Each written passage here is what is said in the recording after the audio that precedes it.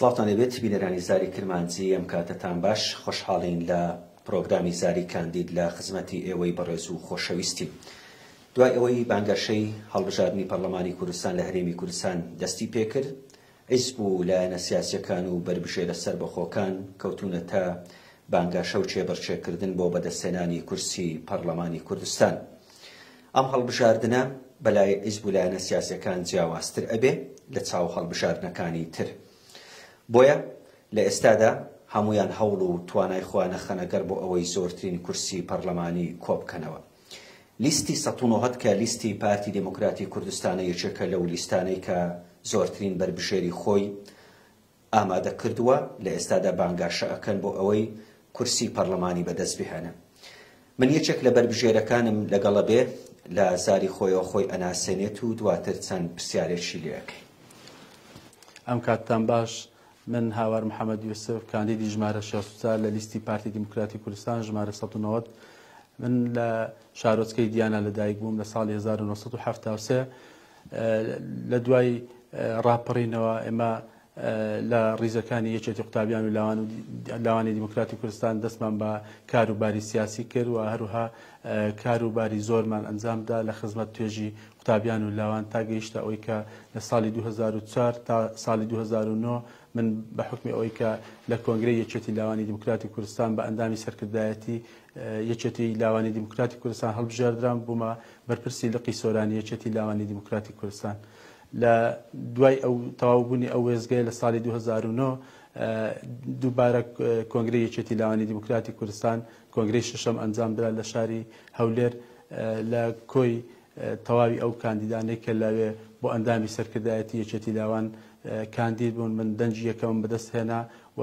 بووم بە جێگیری سکرتێری یەکێتی لاوانی دموکراتی کوردستان تاکو ساڵی 2015. لە ساڵی 2015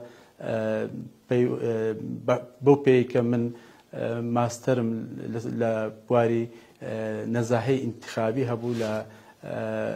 بەیروت لە زانکۆی ئەلعەرەبیە لە شاری بەیروت لە وڵاتی لبنان بەدەست هێنا. من ئیش و کاری حزبیەکەم گواستراوە بۆ دەستگای هەڵبژاردننی پارتی دموکراتی کوردستان.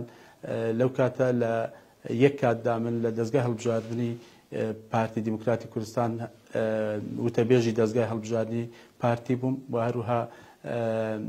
ئەندامی شاندی پارتی بووم بۆ هەموارکردنی یاسای هەڵبژاردن لەسەر ئاستی عێراق و هەروها بۆ پەیوەندیکردن لەگەڵ حزبە سیاسیەکانی کوردستانیش لە هەمان کاتیشدا من بەرپرسی بەشی یاسایی بووم. لە میانەی ئەو 6 ساڵی کە لە دەستگای هەڵبژاردننی پارتی دموکراتی کوردستان بووم، من 618 چاوپێککەوتن و کۆنگرەی ڕۆژنامەوانی و لێدوانی ڕۆژنامەوانیم ئەنجام داوە و دوای تەواوبوونی ئیشوکارەکەم لەوێندەرێ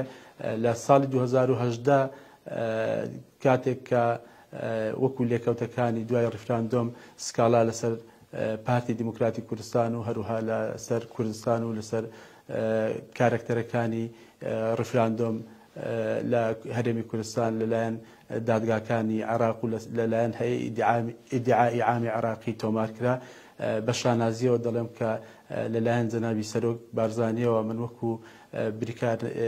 بریکاری جەنابیان من دەستنیشان کرام وەکو پارێزەرێک و لە کەیسێکی زۆر قورسدا لە دوای ئەوەی کە لە 21 دانیشتنی دادگایی بەڕێوەچوو من وەکو پارێزەرێک توانیم ئەو کەیسە لە بەرژەوەندی کوردستان و لە بەرژەوەندی پارتی دموکراتی کوردستان یەکلا بکەمەوە. بەڕاستی ئەمە یەکێکە لە وێزگە هەرە گرنگەکانی ژیانی من و تا ژیانیشم ماوە. من شانازیەکی زۆر گەورەی پێ دەکەم چونکە لەلایەک توانیم کە بەرژەوەندیەکانی خەڵکی کوردستان بپارێزم، لەلایەکی دیکەشەوە توانیم بەرگری لە پارتی دموکراتی کوردستان و لە ڕێبازی پیرۆزی بارزانی بکەم لەو ساتەدا کە هەمومان دەزانین لە ئەو کاتە کوردستان لە بارودۆخێکی زۆر قورسدا بوو چونکە دژمنان و نێران بە هەموو شێوەیەک فشاریان خست بۆ سەر هەرێمی کوردستان و دەیانەویست ئەو قوارە سیاسی کە هەبوو لە ناو بەرێت لە بەرەکانی جەنگ لە ڕوانگە یاساییەکان و لە کۆلیژی یاسا و پەیوەندی نێودەوڵەتیەکان. من هەموو شۆم لەگەڵ بابەتە یاساییەکان زۆرە و بە شانازیەوەش دەڵێم کە لە ماوەی ڕابردوو بە تایبەتی لە خولی پێنجەم لەگەڵ تەواوی لیژنەکانی پەرلەمانی من هاوکار بوومە لەوەی کە پرۆژە یاسایەکان دابڕێژێن. من پلانم ئەوەیە کە بتوانم لەلایەک لە چوارچێوەی کارنامەی پارتی دیموکراتی کوردستاندا کوردستان بەرەو ئاقارێکی ئارامتر و بەرەو کەنارێکی ئارامتر بڕوە. لەلایەکی دیکەشەوە دەمەوێت ئەو کێشە و گرفتانەی کە هەن لە ناو کۆمەلگای ئێمە بە تایبەتی ئەوانەی کە پەیوەستن بە ژیانی گەنج چارەسەری ڕیشەیان بۆ بدۆزینەوە، بە تایبەتی بێکاری لاوان. ئێستا ئێمە دەبینین کە یەکێکە لە کێشە هەرە جددیەکان دەمانەوێت لە ڕێگەی هەموارکردنەوەی یاسای کار و دەستەبەری کۆمەڵایەتی ئێمە هەلی کار بۆ گەنجان بڕخسێنین، لەلایەکەوە حیمایەکی قانونیان بۆ دەستنیشان بکەین، بۆەوەی دابین بکەین بۆەوەی خاوەنکارەکان یاخود ئەوانەی کە خاوەنکارن لە بواری کەرتی تایبەت نەتوانن بە ئارەزووی خۆیان و لە بەرژەوەندی خۆیان گەنجانمان بەکاربێنن و هیچ گەنجەکانی ئێمە کاتێک کە پەیوەندی بە پرۆژەی کەرتی تایبەت دەکەن قانونێک هەبێت پارێزگاریان لێ بکات و خاوەنکار نتوانێت بە هەموو شێوەیەک لە بەرژەوەندیەکانی خۆیان بەکاریان بێنێت یاخۆ لە کاریان دوور بخاتەوە یاخۆ حسابی ئەویان بۆ نەکات لە کاتێکدا کە کاری زیادیان پێ دەکات. و لە لایەکی دیکەشەوە بتوانین کە هەمان ئەو امتیازاتانەی کە لە کەرتی گشتیدا هەیە بۆ کەرتی تایبەتیش بۆ گەنجانمان دابین بکرێت بۆ ئەوەی ئەو فشارە زۆری کە لەسەر کەرتی گشتی هەیە بۆ دامەزراندن کەمی بکەینەوە لە هەمان کاتیشدا هەلی کار لە کەرتی تایبەت بۆ تەواوی گەنجانمان دابین بکەین. گرنگی بەشداری هاوڵاتیان لەم هەڵبژاردنە تا چەند پێویستە دەنگدەر بەشدار بێ. بێگومان ڕەوایەتی هەموو پرۆسەیەکی دەنگدان و هەڵبژاردن لەوەدایە کە ڕێژەی بەشداربوونی خەڵک زیاتر بێ. ئێمە پێمان وایە بۆ ئەوەی کوردستان بەهێزتر بێ، بۆ ئەوەی سیمایەکی جوانتر پیشانی ناوخۆ و دەرەوەش بدەین، ئەمە پێویستە بەشداریەکی کارە لە پرۆسەی هەڵبژاردننی 20 ئۆکتۆبەری داهاتوو بکەین بە شێوەیەکی وا کە پیشانی هەموو دنیای بدەین کە کوردستان لە پرۆسەی دیموکراسی لە پێشەنجی وڵاتانی دنیادایە و بتوانین ئەو ئەساساتە شەرعیانەی کە لە میانێ ئەو هەڵبژاردنە دێنەکایەوە ڕەوایەتی تەواویان هەبێت و خەڵکی کوردستان پاڵپشتیان لێ بکە و لە پاڵ ئەمەشدا بتوانین کە پارتی دیموکراتی کوردستان سەربێخین، چونکە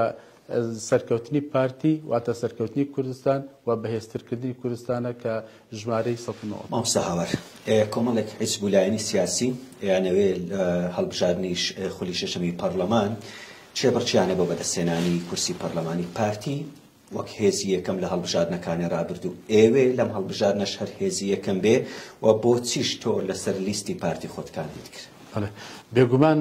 هەر لایەنێکی سیاسی مافی خۆیەتی کە هەوڵ بدا زۆرترین دەنگ بەدەست بێنێت و لە نەتیجەشدا زۆرترین کورسی پەرلەمان بەدەست بهێنێ. ئێمەش وەکو پارتی دیموکراتی کوردستان بەڵێ طموحی ئەوەمان هەیە کە بەشداریەکی کارە لەم پرۆسەیەدا بکەین و لە ڕێگەی سندوقەکانی دەنگدانەوە بتوانین ئەو دەسەڵاتی کە هەمانە لە پێناو خزمەتکردنی خەڵکی کوردستان زیاتر بێت بۆ ئەوەی بتوانین زیاتر لە خزمەتی خەڵکی کوردستان دابین و مێژوش سەلماندیەتی کە کاتێک پارتی بەهێز بێ کوردستان بەهێزتر بووە. و ئێستا ئەگەر سەیری هەڵوێستە سیاسیەکان لەسەر ئاستی نێودەوڵەتی لەسەر ئاستی ناوخۆش بکەین دەبینین کە تیری دوژمن زیاتر ڕووی لە پارتی دیموکراتی کوردستانە، بۆیەش دەیانەوێت پارتی بە ئامانج بگرن چونکە دەزانن تاوەکو کوردستان لە دەستی پارتی دابێت و پارتی بتوانێت دەسەڵاتی بەسەر کوردستاندا هەبێت لە دەستێکی ئەمیندایە و هیچ کەسێک ناتوانێت زەفەر بە هەرێمی کوردستان بە. منیش وەکو تاکێک و وەکو کاندیدێک بە حکمی ئەوەی کە من 33 ساڵە کادیری ئەو حزبم، من هیچ لایەنێکی سیاسی لە پارتی دیموکراتی کوردستان بە باشتر نابینم بۆ ئەوەی کە خۆمی تێدا کاندید بکەم و بە شانازیەوەش کە پارتی دیموکراتی کوردستان منی کاندید کردووە من شانازی پێوە دەکەم و هیوادارم بتوانم لە ڕێگەی بەدەستهێنانی متمانەی دەنگدەرەکانی خۆمان بتوانین زیاتر خزمەتی خەڵکی کوردستان و بەرژەوەندیەکانی هەرێمی کوردستان و پاراستنی قەوارەی سیاسی هەرێمی کوردستان بکەین، چونکە ئەوەی ئێستا دەبینین دوو ئیرادە لە کوردستان هەیە. ئیرادەیەک دەیەوێت کە کوردستان بەرەو ئاقارێک بچێت کە بگاتە کەناری ئارام، بگاتە سربەخۆیی کوردستان، بگاتە ئەوەی کە بتوانێت خەڵکی کوردستان بتوانێت تایدا بە ئارامی و بە ئاسایش و بە سەربەرزی بژیت کە ئەو ئیرادەیە لەلایەن جەنابی سەرۆک بارزانیەوە قیادە دەکرێت و لە بەرامبەریشدا ئیرادەیەک هەیە کە دەیەوێت کوردستان زەلیل بێت، کوردستان پێشکەش بە ناحەزان بکرێت، کوردستان هاوشێوەی ئەوەی کە لە کەرکووک ڕوویدا لە ماوەی ڕابردوو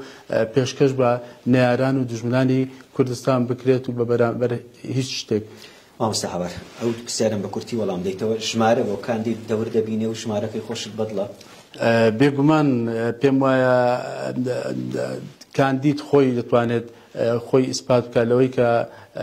بە شێوەیەک پلان و بەرنامەکانی ڕێک دەخات لە پێناو بەرژەوەندەکانی خەڵکی کوردستان و ئەو وڵاتە. پێم وایە کاندید بوون پرۆسەیەک نییە خەڵک بە مانگێک و دوو مانگ خۆی بتوانێت بە خەڵک بناسێنێ، بۆیە پرۆسەیەکی درێژخایەنە و هەمیشە ئەو خەڵکانی کە پێشتر لە خزمەتی ئەو وڵاتەدا بوونە، لە خزمەتی خەڵکدا بووینە، لە خەڵک نزیک بووینە، ئەوانە دەتوانن متمانەی زیاتری خەڵک بەدەست بهێنن. من شانازی دەکەم کە هەمیشە لە خەڵک نزیک بوومە و لە ناو خەڵک بوومە و ژمارەکەشم 64 کە ئاخر ژمارەیە لە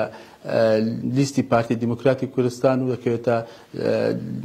کۆتایی ژمارەکان. من شانازی پێوە دەکەم و دڵنیاشم لەوەی کە سەرکەوتنێکی زۆر باش بەدەست دەهێنێت. پێچەوانەی کەینەوە ژمارەکەوتوە 46 دەرەچێتن ساڵی دامەزراندنی. بەتاکید بەڵێ ئەگەر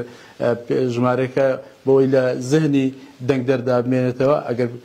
64 پێچەوانە بکرێتەوە دەبیتە 46. بۆیە 64 لە بیر مەکەن و دڵنیا بن لەوەی کە ئەو بەرپرسیارەتی ئەو دەنگەی کە بۆ من دێت بە ئەمانەتەوە دەیپارێزم، هەم لە بەرامبەر خوددا، هەم لە بەرامبەر ئەو وڵاتە، هەم لە بەرامبەر بەرژەوەندەکانی خەڵکی کوردستان و لە بەرامبەر ویژدانیشتان. کاتێک کوێنە و پۆستەرەکانی خۆت ئێستا لە نێو بازار و شەقامەکانە بینی هەز بە چیەکەی؟ هەز بەوە دەکەم کە بەرپرسیارەتێکی زۆر قورسم لە ئەستۆدایە لەوەی کە لە داهاتوودا چۆن بتوانم ئەو ڕۆڵ و کاریگەریە کە پێشتر هەم بووە زیاتری بکەم لە پێناو ئەوەی کە خەڵکی کوردستان بە ئارامتر بژی، لە پێناو ئەوەی کە کوردستان بەهێزتر بی، لە پێناو ئەوەی کە ئەو کێشە و گرفتانەی کە خەڵکی کوردستان لەلایەن نێران و لەلایەن دژمنانی ئەو دەستکەوتانە بۆی دروست کراوە هەمویان دەستکردن و دەبێت چارەسەری گونجاویان بۆ ببینینەوە، چ لەسەر ئاستی ناوخۆ چ لەسەر ئاستی عێراقیش. دوا پەیامت چی بە دەنگدەران و هاونیشتیمانیان دەڵێ؟ بەڵێ دوا پەیام ئەوەیە کە من پێم وایە کە کاتێک کەسێکی کاندید خۆی ماندوو دەکات بۆ ئەوی دەنگ کۆ بکاتەوە، لە هەمان کاتیشدا ئەرچی دەنگدەرە بۆ ئەوەی زۆرتر هەوڵ بدات و بگەڕێ بۆ ئەوەی کاندیدێکی لێ هاتوو بۆ خۆی بدۆزێتەوە بۆ ئەوەی دەنگی خۆی پێ بدات، چونکە دەنگدان مەسئولیەتە، دەنگدان شەهادەیە بۆ ئەو کەسێک کە دەنگی پێدەدەی، بۆ ئەوەی بەرپرس نەبی لە بەرامبەر خوددا و لە بەرامبەر ئەو وڵاتە و ئەو میلەتە، کەسێک هەڵبژێرە کە بتوانێت ئەو ئەمانەتەی جەنابەت بە متمانەیەکی زۆر و بە ئەمانەتێکی گەورەوە بپارێزێت. دەستان خۆش مامۆستا هاوار، سپاس بۆ بەشداربوونت. بەڵێ بینەرانی زاری کرمانجیەوەی بینیتان پرۆگرامی زاری کاندید بوو لە زاری مامۆستا هاوار محەممەد یوسف کە خۆی خەڵکی سنووریداری سەربەخۆی سۆرانە کاندیدە لە سەر لیستی پارتی دیموکراتی کوردستان، لیستی پارتی ژمارە 1970ەوە، ژمارەی مامۆستا هاوار 64. گوتمان ئەگەر پێچەوانە بکرێتەوە بێتە ساڵی دامەزراندنی پارتی دیموکراتی کوردستان. ئەمە بەرنامە و پلانی مامۆستا هاوار بوو بۆ ئێوەی خستەڕوو کە بۆ چوو بۆ چمە بەستێک دەچێتە پەرلەمانی کوردستان. تا لە پرۆگرامێکی نوێ پێتانەگەینەوە، ڕێزی هاوکارانم قبوڵ بفەرمونون کاتێکش.